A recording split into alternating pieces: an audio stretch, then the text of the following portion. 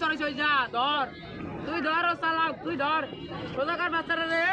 আসসালামু আলাইকুম। চলুন সবাই দেখি জীবন্ত ঘোড়ায় চড়ার মূল্য কত। বাচ্চাকে চড়াও কত করে? 30 টাকা। আর বড় গো? 50 টাকা। কতক্ষণ টাইম? এতে 30 টাকা। ওই মানে পুরন সরাইছ যা ধর তুই ধর ও চালাক তুই ধর রোজাকার বাচ্চারা রে।